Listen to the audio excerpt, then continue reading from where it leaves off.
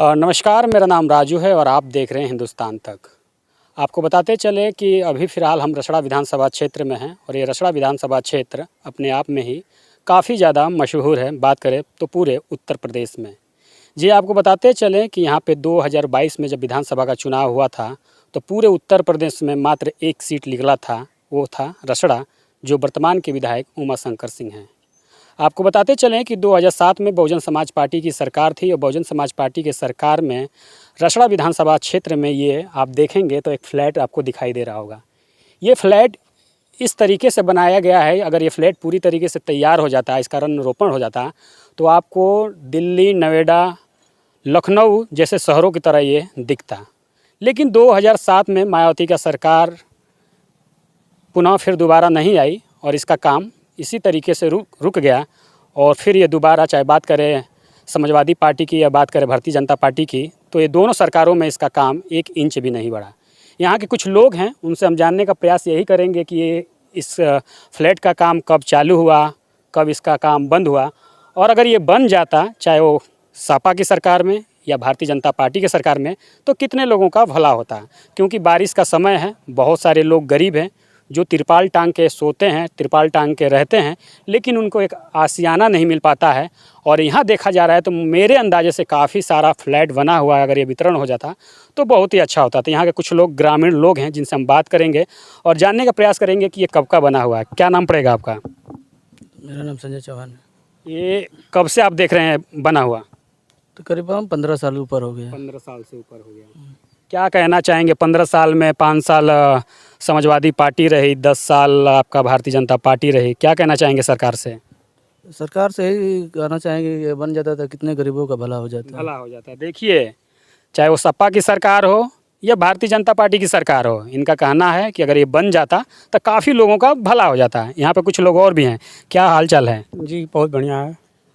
देखा जा रहा है कि 2007 में बहन कुमारी मायावती जी की सरकार पुनः नहीं आई 2007 के बाद, तब से ये रुका हुआ है। क्या कहना चाहेंगे इसके बारे में? सबसे बड़ी चीज़ ये है कि कोई भी गवर्नमेंट आई लेकिन इस पर ध्यान नहीं दी, उसी उपेक्षा का ये शिकार है, जिसके वजह से इस तरह का ये सब दिखाई दे रहा है। यदि असमय से बन जाता, चाहे कोई भी गवर्नमेंट इस पर ध्यान दी होती, तो इसमें बहुत गरीब लोगों का हित होता और बहुत सारे लोग आकर के इसमें रहते। लेकिन अधूरा पड़ने के कारण इसका बहुत बुरा हाल है। जी, आपने बात किया कि 2007 के बाद पुनः जो भी सरकारें आई उन्होंने ध्यान नहीं दिया। तो जब भारतीय जनता पार्टी तो अखिलेश सरकार के बाद आई, अगर अखिलेश सरकार यानी सपा सरकार इसका थोड़ा बहुत भी ध्यान दी होती तो क्या उस सरकार में कंप्लीट हो गया होता? जी, अखिलेश ने भी इस पर ध्यान नहीं दिया, बिल्कुल ध्यान नहीं दिया। वो तो बहन जी के कार्यकाल में जो भी काम हुआ था, वो जितने भी काम हुआ था वो सारे कामों पे उन्होंने कोई ध्यान नहीं दिया। जी नहीं, इसके वजह से इस तरह से ये बुरा हाल देखने को मिल रहा है। क्या कहना चाहेंगे इसके लिए? आपके एरिया में इतना बढ़िया बिल्डिंग बनकर तैयार है, अब तो इसकी स्थिति दिन पे दिन खराबी होता जा रहा है क्योंकि 15 साल हो गए। क्या कहना चाहेंगे? सबसे पहले तो मैं हिंदुस्तान तक न्यूज़ को धन्यवाद देता हूँ, आपके पूरी टीम को धन्यवाद देता हूँ। जैसे मान लीजिए गरीब के लिए बहन जी बनवाई, बहन जी के कार्यकाल में काम हुआ, बहुत तेज़ी से काम हुआ। उसके बाद जब इनकी सरकार गई तब से अखिलेश जी की आई, इस पर कोई काम नहीं हुआ। अगर ये बन गया होता, कंप्लीट हो गया होता, तो मान लीजिए कितने गरीब गुरबा ठेला खुमचा खुमची वाले जो लोग हैं वो रहते तो कितना कल्याण होता। इसलिए अब हम लोगों के मन में बहुत दुखित है। जी, क्या कहना चाहेंगे आप?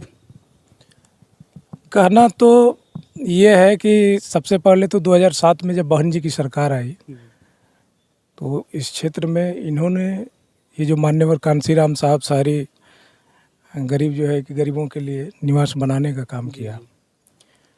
इसके लिए उनको हम लोग धन्यवाद देते हैं। लेकिन 12 में जब अखिलेश जी आए, हालांकि वो अपने आप को पिछड़ा कहते हैं, बिल्कुल, कि हम पिछड़े वर्ग के हैं, और निश्चित रूप से ये आवास जब पूरी तौर पर बन गए होते तो इसमें जो शहर में रहने वाले जो पिछड़े वर्ग के गरीब लोग हैं, अनुसूचित जाति के गरीब लोग हैं, पसमानदा समाज के गरीब लोग हैं, तो उनको इसका लाभ मिलता। लोग एक एक कोठरी में या फिर झोपड़ी डाल करके अपने बच्चों के साथ जीवन यापन करने पर मजबूर हैं। उन लोगों को ये सहूलियत मिल गई होती तो उनका जीवन थोड़ा सा बेहतर हो जाता। लेकिन 12 में अखिलेश जी आए और उन्होंने, हमको लगता है कि अभी बाबा साहब का नाम, फोटो, संविधान की किताब लेकर के वो घूम रहे हैं, लेकिन हमको लगता है कि उनको इन्हीं सारी चीज़ों से बहुत दिक्कत थी। दिक्कत इसलिए कि ये चूँकि मान्यवर साहब के नाम पर है, इसलिए इस प्रोजेक्ट को उन्होंने बिल्कुल कूड़ेदान में डाल दिया, ये सोच करके कि उससे मान्यवर साहब का नाम बढ़ेगा, बीएसपी की सरकार का नाम बढ़ेगा। उनको ये समझ में नहीं आया कि हम जिस पिछड़े वर्ग से आते हैं और इसको यदि कंप्लीट करते हैं तो उन्हीं वंचितों को, उन्हीं पिछड़ों को ये आवास मिलने थे। इस पर ध्यान नहीं दिया। उसके बाद आपने देखा 2012 से 17 के बीच में जब हुआ है, उन्हीं के कार्यकाल में लखनऊ में बाबा साहब की प्रतिमाओं पर और तमाम जो हमारे महापुरुष हैं उनकी प्रतिमाओं पर हथौड़े चलाने का काम उन्हीं की सरकार में हुआ।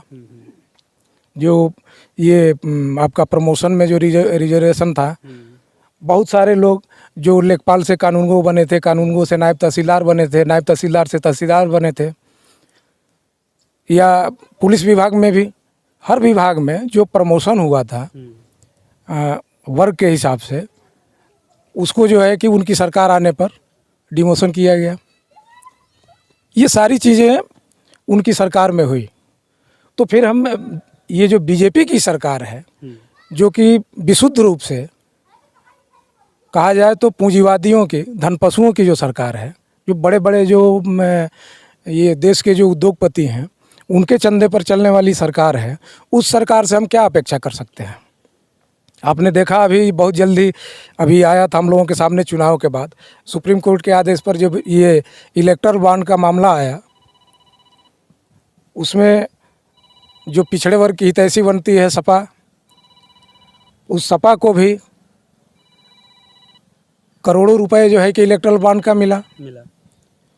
कांग्रेस, बीजेपी और टीएमसी का तो पूछना ही नहीं है, हजारों करोड़ में, सैकड़ों करोड़ में उनको चंदा मिला। यहाँ तक कि बीजेपी को बीफ कंपनियों से, जो ये बीजेपी वाले गाय माता करते हैं, और उसी गाय माता को जो काटने वाली कंपनियां हैं और विदेशों में एक्सपोर्ट करने वाली हैं, उन कंपनियों से भी 250 करोड़ का चंदा बीजेपी को मिला। तो उस सरकार से या उस पार्टी से इस तरह के जो कार्यक्रम हैं जो गरीबों के हित में हैं, हम उनसे कहाँ तक अपेक्षा कर सकते हैं।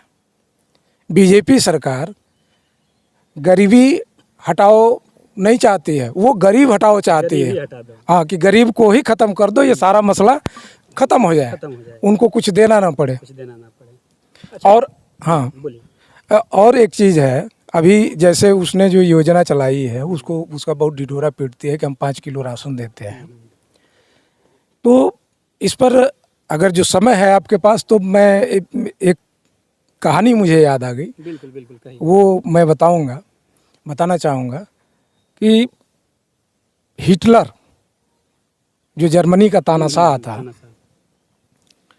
उसने एक बार क्या किया, जब वहाँ बहुत जनता बगावत करने लगी, तो उसने अपने क्राउन को समझाने के लिए, जो वहाँ की संसद है उनको समझाने के लिए अपने साथ एक मुर्गा ले गया अपने क्राउन में, और मुर्गा ले जा करके और उसको एक पैर से उसके पैर दबा दिए और हाथ से जो है कि उसके पंख जो है कि उखाड़ना शुरू किया, और एकदम सारे पंख उखाड़ करके, और उसने उस मुर्गे को बिल्कुल पंख विहीन कर दिया। मुर्गा दर्द से चिल्लाता रहा। उसके बाद जब पंख उखाड़ लिया तो उसने मुर्गे को छोड़ दिया। छोड़ने के बाद तो जेब में उसने कुछ अनाज के दाने रखे थे, अनाज के दाने को मुर्गे के आगे डाल दिया तो मुर्गा दाना चुगने लगा। फिर थोड़ी देर बाद कुछ और दाने डाल दिया, फिर मुर्गा चुगने लगा। फिर कुछ देर बाद तीसरी बार डाल दिया। मुर्गा जब 3 बार 4 बार दाना उसके हाथ से खा लिया तो वो 10 मिनट पहले जो उसके साथ बीता था वो उसको भूल गया। और हिटलर अब जिधर जिधर जाता था वो मुर्गा उसके पीछे पीछे जाता था। ये जो आज देश में जो स्थिति है इस सरकार में वही है सेम। मैंने एक तरह से कहिए 2 कॉपी हमारे देश की गद्दी पर बैठे हैं श्रीमान जी। पता नहीं हिटलर का पुनर्जन्म हुआ है या उससे सीख लेकर के ही कर रहे हैं। तो वही कोरोना काल में पूरी पब्लिक को मुर्गा समझ लीजिए और सारे मुर्गों के पंख इन्होंने उखाड़ दिए। पूरे देश में 54 लाख कारखाने बंद हुए, कई करोड़ लोग बेरोजगार हुए और कई करोड़ लोगों के पीछे, हर व्यक्ति के पीछे कम से कम 5 आदमी हैं। तो वही काम कर रहे हैं कि अब तो वो दाना डाल रहे हैं और जनता जो पंख नुच गया है उसका, उस दर्द को भूल करके उस दाना के पीछे पीछे दौड़ रही है। 5 किलो तो ऐसे लोगों से इस तरह की व्यवस्थाओं के संबंध में क्या अपेक्षा की जा सकती है। और निश्चित रूप से जब तक पुनः 2027 में इस प्रदेश में बहन जी की सरकार, बीएसपी की सरकार नहीं आती है तब तक इस प्रदेश के गरीबों का भला नहीं होने वाला है और ना ही इस तरह की परियोजनाएं बन पाएंगी और ना ही चल पाएंगी। क्या कहना चाहेंगे आप? चलिए आप लोगों को धन्यवाद देते हैं हम, जो भी हुआ है साहब जी के ज़माने में कांसीराम साहब का जो ये बना है, तो बहन जी की जो भी है हम लोग चाहेंगे फिर दोबारा उनकी सरकार बने और अपेक्षा किया जाए कि फिर इसका अगला जो भी है बने। अच्छा, जैसे कि आपने अभी कहा कि 2027 में पुनः भारतीय जनता पार्टी के बाद बीएसपी की सरकार आए तो शायद इसका नक्शा पलट सकता है। लेकिन देखा जाए कि अगर मान लीजिए कि सरकार नहीं आई, 18 साल से तो नहीं आई, लेकिन इसमें जनता का टैक्स का क्या कसूर है? तो जनता का टैक्स से बना हुआ है, जनता का पैसा लगा हुआ है। लेकिन अब देखा जा रहा है कि बीएसपी नहीं आएगी तो ये ऐसे ही जनता का पैसा, जनता का जो टैक्स का पैसा है वेस्ट जाएगा। तो इस पर तो जो अभी जो सरकार स्थापित है यहाँ प्रदेश में, उसको इस बात को समझना चाहिए कि ये किसी के व्यक्तिगत पैसे से नहीं बना है और ये जन कल्याण के लिए बना है, ना कि किसी की ये हवेली बनी है। ये गरीबों के लिए बना है। तो सरकार चाहे कोई भी हो, अगर जो पिछली सरकार की नीतियाँ सही हैं, उसके क्रियाकलाप सही हैं, उसके प्रोजेक्ट ठीक ठाक हैं, तो वर्तमान सरकार को चाहिए कि इसको कंप्लीट करे और जो इसके वितरण का जो आधार रहा है उस आधार पर यहाँ के लोगों को जो इसके पात्र हैं उनको ढूंढ करके आवंटित कर दे, ताकि कम से कम यहाँ लगभग मुझे समझ में आ रहा है कि 500 है, 500 परिवारों का कम से कम भला हो जाएगा और पैसे का सदुपयोग भी हो जाएगा। क्या होना चाहिए अभी फिलहाल वर्तमान में? फिलहाल देखिए, मैं तो सरकार से यही निवेदन करूंगा कि इसको पुनः बनवा करके गरीब गुरबा को दिया जाए ताकि उन लोगों को शरण मिले। इस बरसात के मौसम में वो लोग कायदे से जो भी हो अपने बच्चों को लेकर जीवन यापन करें। जी। बात करें तो पूरे हमारे बलिया में कई भारतीय जनता पार्टी के मंत्री बने, विधायक बने। अभी वर्तमान के जो हमारे मंत्री हैं माननीय दयाशंकर सिंह या यहाँ के जो भी भारतीय जनता पार्टी के नेता हैं, उनके लिए क्या कहना चाहेंगे? अगर वो आवाज़ उठाते हैं इस सरकार में तो कुछ हो सकता है? जी नहीं, वो लोग बिल्कुल नहीं उठाएंगे ना, वो लोग बिल्कुल नहीं उठाएंगे।